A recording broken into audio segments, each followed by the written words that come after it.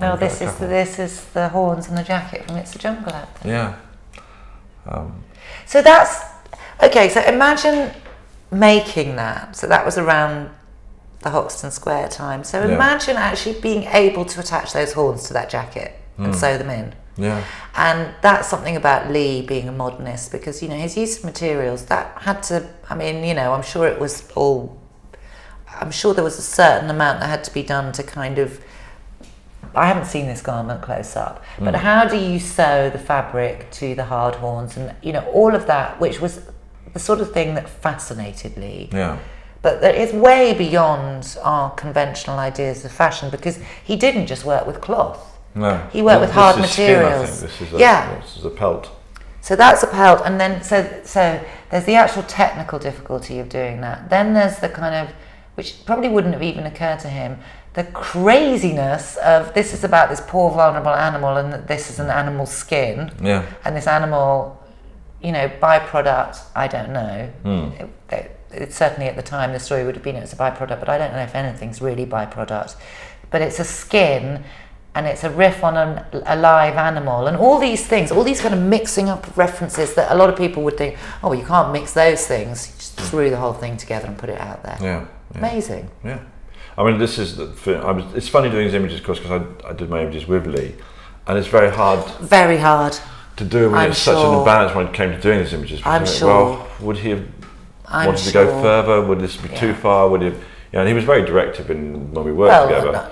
You know, we had a good old relationship in terms of, you know, absolutely listen to, you know, to him saying, this is it. You know, this is what it, me too. You know, and it's fantastic to work with someone like that who is that directive. Yeah. You know, so working without him on a series of images about him was a slightly strange position to be in. Part of why I haven't ever really gone, not ever really, since Lee's death, I haven't spoken to the press about him until this year.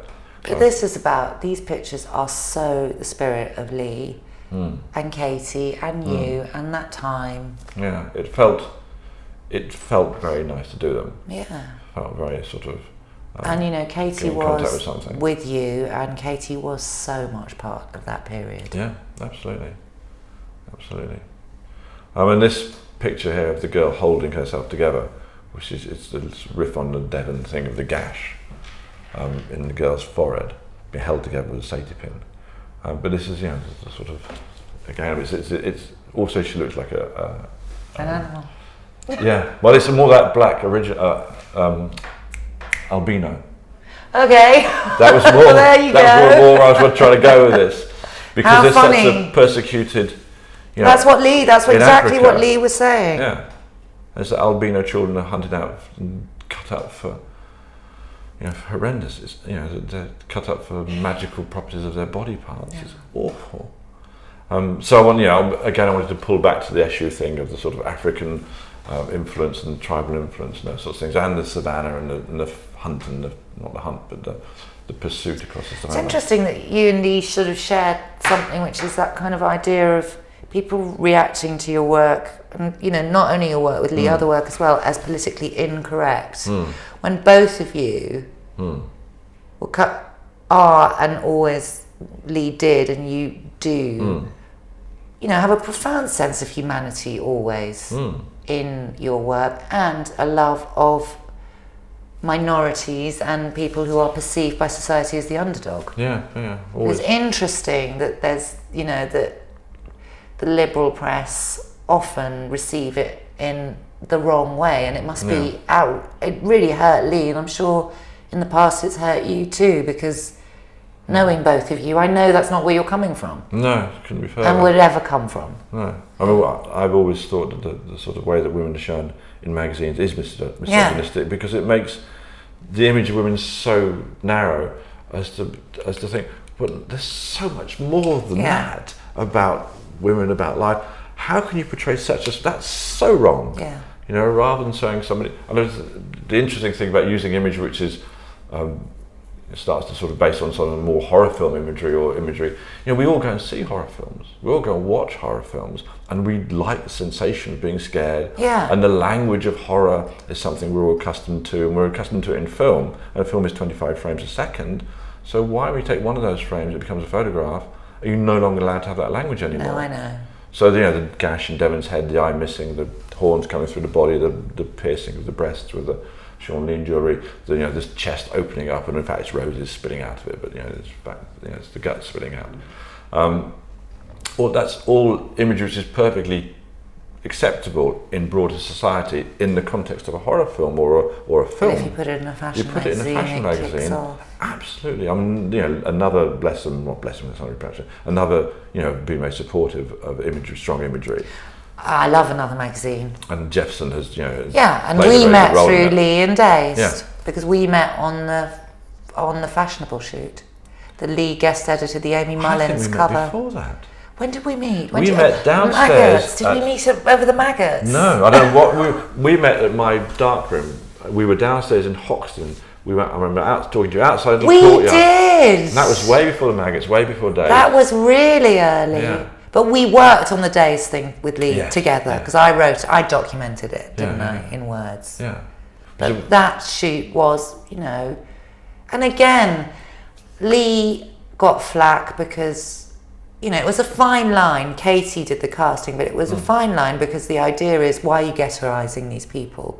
Why aren't you shooting people who, have got severe disabilities, physical disabilities, I don't know how to say it, alongside models? Why did you just put them all together? Well, Lee decided he wanted to do that, and you and Lee together with Katie wanted to present an image of beauty that was completely not like anything that anybody had ever seen before. So that's why it was cast like that. But it's interesting that people were like, "Ooh, it's like a freak show." It's like, and how often it always says more about the person looking than the person who did it. Does absolutely. I mean, the little story I often tell, because I often have to come up against this sort of what people perceive in an image.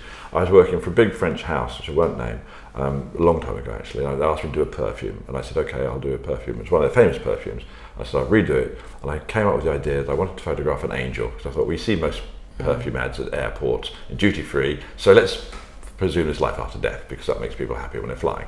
So I wanted to do a sort of picture of an angel. So I had Kirsten Owen, a beautiful blonde-haired, pale-skinned model, with a pair of sort of wings behind her, backlit, so it looked like sort of rays from heaven. And I was so happy with this, and I presented it a couple of months later to the CEO, the director of this big French house, and he slammed his fist on the table and said, "You made me a picture of a whore from a Berlin cabaret." See? And I'm thinking, A, there's nothing wrong for being a whore from a Berlin cabaret, and B, no, I haven't. It's and an C, angel. so you're seeing, I'm making an angel and you're seeing a whore. Now, but that's the ground that Lee's was interested in. Yeah. And that's, your common ground really, isn't it? Yeah. Because it's not like Lee didn't know. It's like the arsehole over the bed story. Yeah. It's not like he didn't know. I mean, when he first showed me that, he was doing it so that I'd go, "Oh, it's an arsehole." And then when I said, "Is it yours?" he was like, "No, mine's much dirtier than that." Ha ha ha. But the point of that story is that his niece thought it was a flower. Yeah. And, it's the way we perceive things and the way things can shift, and innocence and experience and the kind of middle ground between those things that Lee was so great at exploring and expressing, and where I guess, I'm being presumptuous, your relationship worked as well as it did, the interest in that. Yeah.